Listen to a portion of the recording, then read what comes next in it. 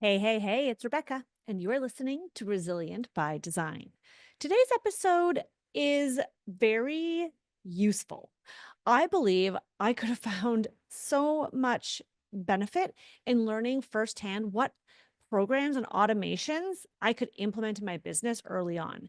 It took me several years to sort of figure out what really mattered and what really wasn't worth it, because I can tell you I made a lot of mistakes trying to do automations and platforms and programs that took a lot more time and energy from myself and my team than it really was worth it. So I think you guys are going to enjoy today's episode. I'm going to share with you 5 time-saving automations that literally every interior designer should have. In fact, I think every entrepreneur or small business owner should have, and they are time saving.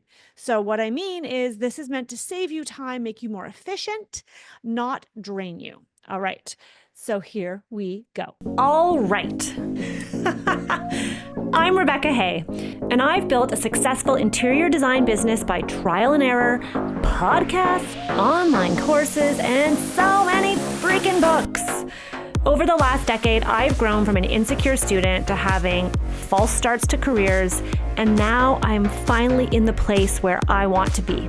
Throughout my journey, it's been pretty obvious that I'm passionate about business and helping other entrepreneurs do the same. Each week, I'll share tangible takeaways from my own experience and the experiences of other badass women to help you build your confidence and change your business. In the early years of running my interior design firm, I didn't have any automation set up. I didn't even have a system, really. So what I would do is I would reinvent the wheel. One of the things that took a lot of time for me was emails, because it's funny because I went to school, I did an English major in university. And so I'm a pretty good writer, and I can formulate my words and communicate relatively well. But sending emails, especially emails to clients, used to be so time consuming. And this is before ChatGPT, of course, right? So I couldn't brainstorm with the internet on how to say it professionally with a friendly tone, et cetera, et cetera. But what would happen was, especially when I would get a new inquiry, I would get a new potential client reach out to me, and I would need to reply to them. And instead of having, a standard sort of copy and paste response every single time, I was writing it from scratch. And there would be times where I'd be like midway through typing my email and I'd think, oh, I feel like I just sent this a couple weeks ago to someone. Maybe I should go back and find that email and I can copy and paste it. And then I would look at the clock and I would look at my to-do list and I would think, no, I'm not, that's going to take, this was my thought process. That's going to take too much time. That's going to take more time than it'll take me just to write the email. So I'm just going to write it. Can anyone relate to that?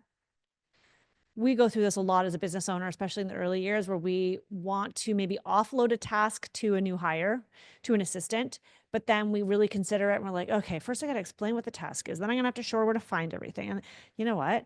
I'm just going to let her do that other thing because I can probably do this in 5 minutes and get it over with. It's that same concept. However, doing these little bits that we think are just a bit here and just a bit there, they actually add up and they take up a lot of our time that we could be spending on other more important tasks in our business. So time is our most valuable asset. Time matters. If we can find a way to collapse time and do more in less time, we are going to grow. We are going to feel more ease. We are going to feel more successful, and likely we will generate more revenue, believe it or not. And really, one of the biggest changes that I made, in my business when it comes to automation was really mostly client facing. And I'm going to walk you through all 5 in just a second. But truthfully, the first one's about onboarding your client, right? And that inquiry process. The second one I'm going to share with you is emails, because that is an area we lose a lot of time in. The third area is about payments, invoicing, and systems there. Fourth is about your content that you create, whether it's social media, emails, webs, blogs, all that thing. And then the fifth one is really about project communication. So those are the 5 areas I'm going to walk you through, the 5 automations that I have seen make a big impact on myself and other people's businesses. But I will tell you the majority of them are client facing. I think that's an important distinction to recognize and see the power of you can still automate things even when they are involving your client. What I see as a typical struggle that designers make is there's too much time spent on administrative tasks, right? Raise your hand. I feel like I'm in a Zoom call right now. Raise your virtual hand. Say yes in the chat if you can relate, right? I'm just coming off doing a bunch of workshops on Zoom. So it's like coming naturally to me to say yes in the chat, type in me. If you haven't been to one of my workshops, you don't know what you're missing. It's very interactive. But truthfully, that common struggle is that they are spending too much time on administration. That could include emails, manual tasks, data entry, invoicing, following up, order placing, tracking orders. All of those administrative tasks take a lot of mental bandwidth, even though they can be relatively easy and don't necessarily require a lot of thinking. I can tell you, I was just on the call with my new executive assistant, Leanne. She's amazing. She just started with me. It's an adjustment period for me to relinquish control of some things that I'm used to doing, like my calendar and my email. But I was in a call with her the other day, and what I found was, she was asking me about, we were trying to get into a program so that we could download some financial information. And it was like needed a two-factor identification. And then when you went in, it needed to upload bank statements. And I was like, Leanne, this is the shit I hate. Like, I see this. And to someone like Leanne, she's like, oh, it's just, she could flip through it in 5 minutes. And all I could see was time sucking. I'm like, where am I going to go? I got to go log in. Oh my God, I got to go log into my online banking. And then I got to go and pull the right documents. Oh my God. And then I have to upload. Like, I know it sounds so ridiculous, but like for me, that feels heavy and daunting. Whereas going and coming up with the perfect fabric scheme with the right amount of prints and color and texture, I'm like, ooh, I feel like I could whip that out in a second and be so fun. But you see how you need to lean into where your skill set is? It is not my skill set to be doing those administrative tasks. And for many of you listening, this is you too. Okay, so let's dive into number 1. So the first time-saving automation that every entrepreneur should have in their business is automating your client intake process. Automating your client intake process. So what do I mean by that? What I mean by that is when someone reaches out to you, what is the next step? Do you not have a process or a system? And do you simply answer the phone or send them an email or agree to go to their house? Maybe decide to hop on a call, depending on where you're at in the day, what's going on in the week, right? That's chaotic. That is not streamlined. That is not organized. And believe it or not, it actually takes you more time than if you have the same experience for every single client. It's going to build trust and professionalism when someone reaches out to you and you're like, here's our next step. So what I recommend you do is to automate certain aspects. And I want to be, before I dive into this, I actually want to give you a disclaimer. When I say automate, I don't mean, what's the word? Like, I don't mean digitize. I don't mean everything has to be computer. What's the word? Like it's not, I'm not saying it has to use tech. Not all automation includes tech. I want to be very clear from the start, because this first step, this first area that you can automate doesn't require tech. Okay, so come back to me here if I've lost you and you're like, oh, Rebecca, I don't need automation. I'm not talking about technology. I probably should have said that at the very beginning of the episode. Yes, you can use technology to assist you if you so choose. So I want you to automate your inquiry process. So whether you decide that is an inquiry form on your website, right? Or a Google form that you could send a new lead to fill out with questions, that is a way to use tech to automate it. If you don't want to do that, you don't have to, but I recommend that you have a way to gather information from that client. So, and this has to be the same way with every client. So For many of you, you'll have an intake form on your website, or you'll send a Google form or some type of survey to get questions from that client because you want to pre-filter, right? You want to filter them out. And then what I would do is have a discovery call. That's not automated, right? In that call, you could ask those questions. You could even just ask certain questions in an email if you prefer. But whatever that process is, it needs to be automated, meaning that it needs to be the same every time so that it's automatic, that either the computer does it for you or you know what to do. I hope you see the distinction. It's the same thing. We're just looking at it analog versus digital. And scheduling consultations. So this is the second half of this client intake process. So first of all, you need to have an automated reply, whether you go in and manually send it or it's automatic through your website. It needs to be the same every time.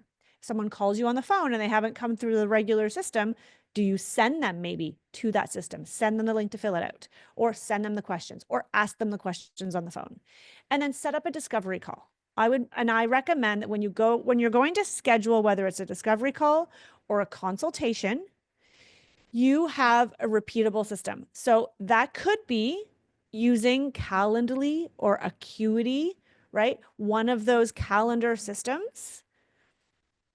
But here's one caveat. Not that I'm anti-scheduling programs, I think they're really useful in our business world. I actually don't believe you need it. So here's the thing, and I'm not going to go too deep on this. I talk about this a lot inside Power of Process, so I'll save you the detail here. But what I will say is consider who your client is. For me, sending a client a calendar link to find a time to book a call with me is like an obstacle for them.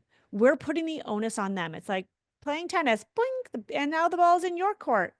You don't want to make your clients do the work unless that's the type of client you are attracting. For me, I'm trying to say, we take care of all the details for you. You don't have to lift a finger. Why am I asking them to go sift through my calendar? What I recommend you do, whether or not you use a calendar booking system on the computer, is you send an immediate email and you offer up 2 dates and times that could work for you. Then you could say, after you offer up those just typed into an email, not a link, then you could say afterwards, if neither of these times works for you, please feel free to offer some suggested dates or times or provide some availability, or here's my link to find a different time to suit you if you have a link. So automate your client intake process. That's number 1. Number 2, create canned email responses. Create canned email responses. So what I mean by that, canned, I'd never even heard of that before in my life. I learned this term actually when I used a program called Dubsado for a few years. We don't use it anymore, but we were using Dubsado for a lot of automation because I was really excited about automating everything in my business. I kind of went a little extreme. I do obsess over process and operations and systems. I don't know, my brain just always thinks that way. Logistics are so it's part of my DNA. And so I'd never heard of this term before, but canned emails basically is having email templates. They're in a can, right? You just pick them out and plop, there they go. So stop wasting your time trying to type the same emails over and over again, just like I said I used to do at the beginning, right? So what I recommend you do is to create a library of pre-written email templates for things that come up a lot. So these could be initial inquiry responses, like I mentioned. They could be proposal follow-ups, right? After you've reviewed the proposal and they haven't signed on the dotted line yet. They could be for project updates and check-ins. Do you have a template that you could use? And maybe towards the end of a project, right? When you have a testimonial request, how are you asking for that? Can you create a canned email response? That's just 4 examples. There are so many more places in your business you could use this. Whether you just put them into a Google Doc or you have them saved in your email system or you use an external program, it doesn't really matter. The idea is you shouldn't have to be reinventing the wheel every time you go to type an email. I do, however, recommend that you customize it per project for the project needs and for the client, right? So, if you have an initial inquiry response that says, thank you so much for reaching out, you might say, I'm so happy that Judy referred you, for example. I just realized I use Judy as an example a lot, which is so fun. I don't have any friends named Judy. My mom does. Maybe that's where it comes from. Okay, so that's number 2, email canned responses. Number 3, automated payment and invoicing systems. Okay, if you're multitasking, come back to me here. This sounds like a doozy, but it's not. I am not suggesting you need to have a system where clients get an email and then they click and it automatically charges them or goes on their credit card. That's lovely if you want to have that. You do not need that. I hope you guys are catching my through line in this entire episode.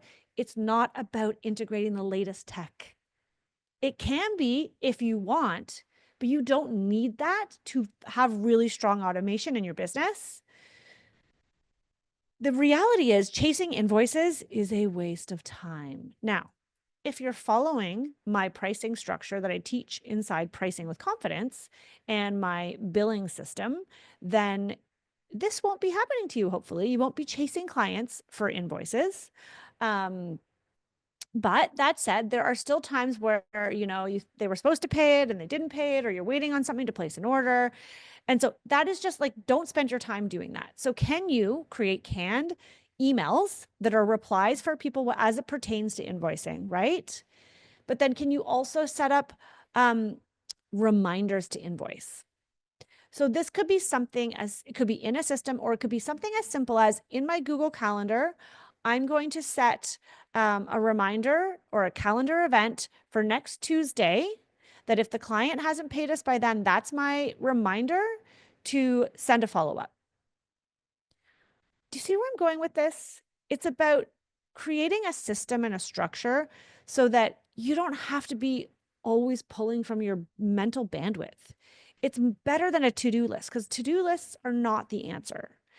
And here's the bonus, I would say, is if you do have recurring services or recurring a payment schedule of the same amount, is there a way that you could automate that, right? Is there a way, if you do use a system like a QuickBooks or something, can you, at the very beginning of your project, can you create those invoices and schedule them to go out on certain dates months in advance?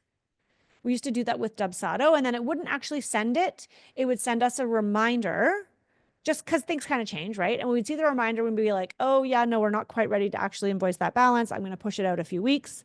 But because here's the thing, I lost time and money because we got so freaking busy, we would forget to invoice.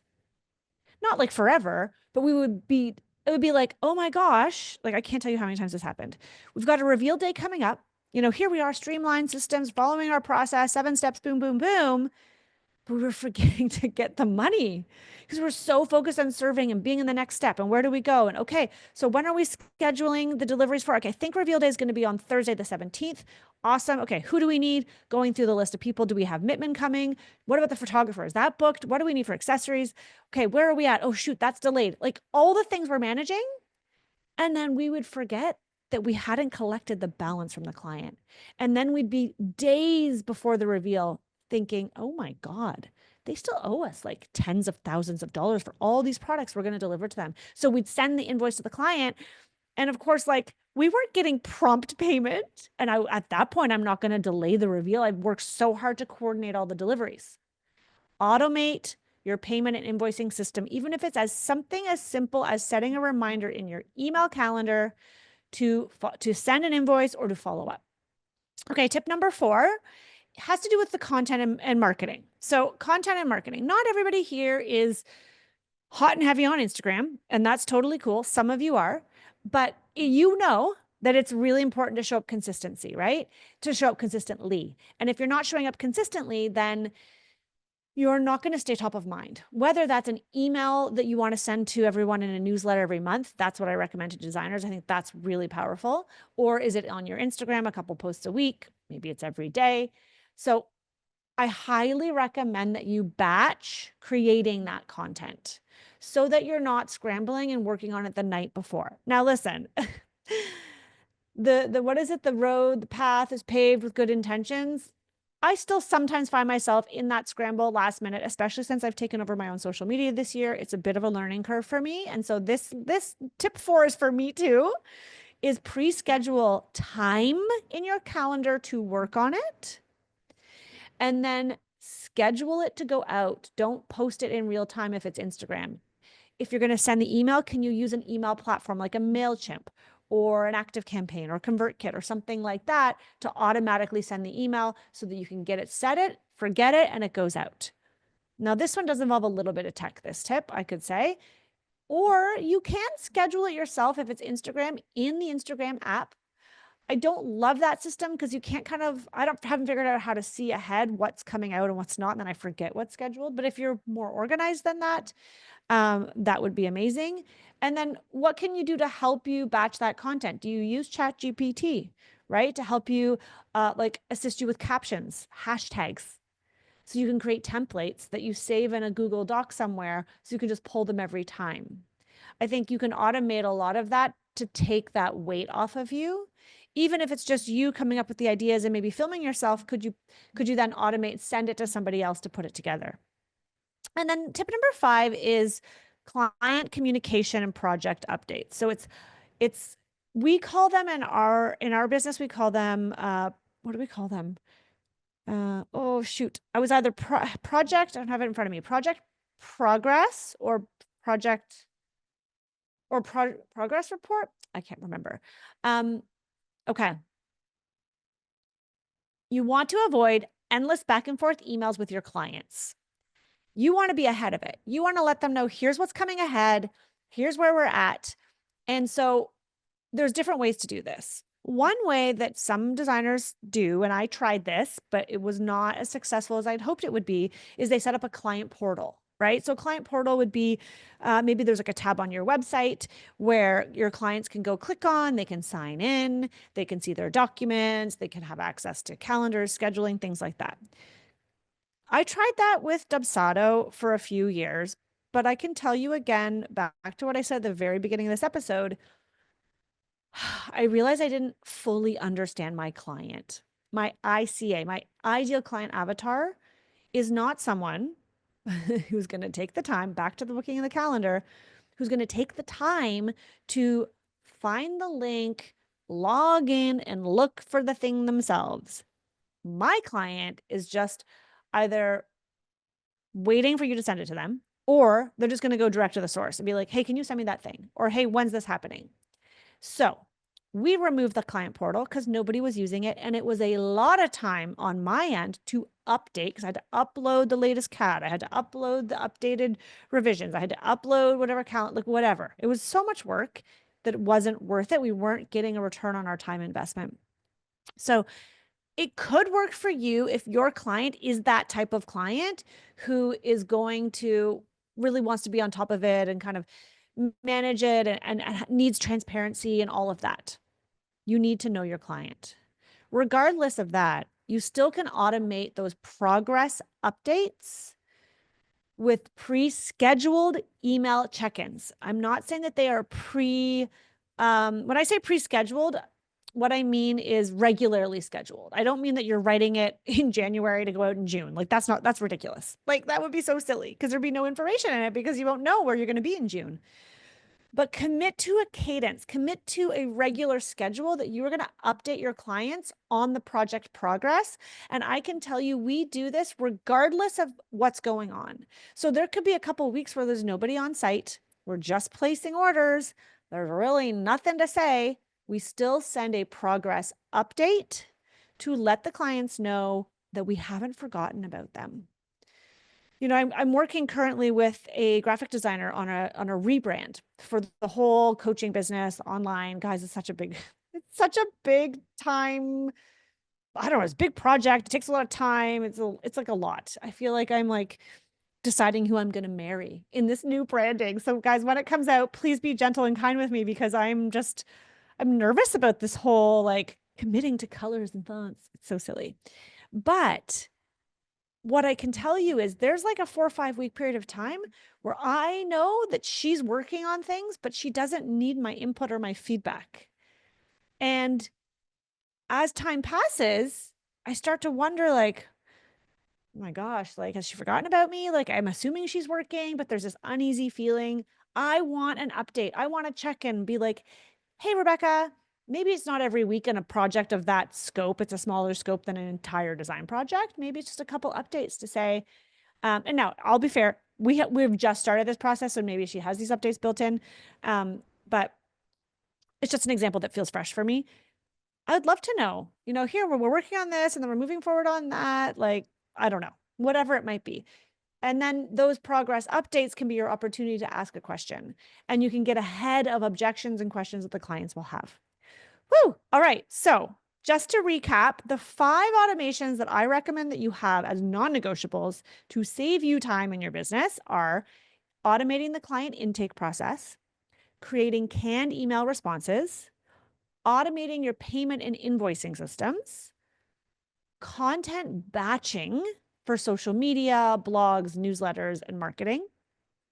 And then lastly, number 5 is the scheduled progress updates, the client communication portion.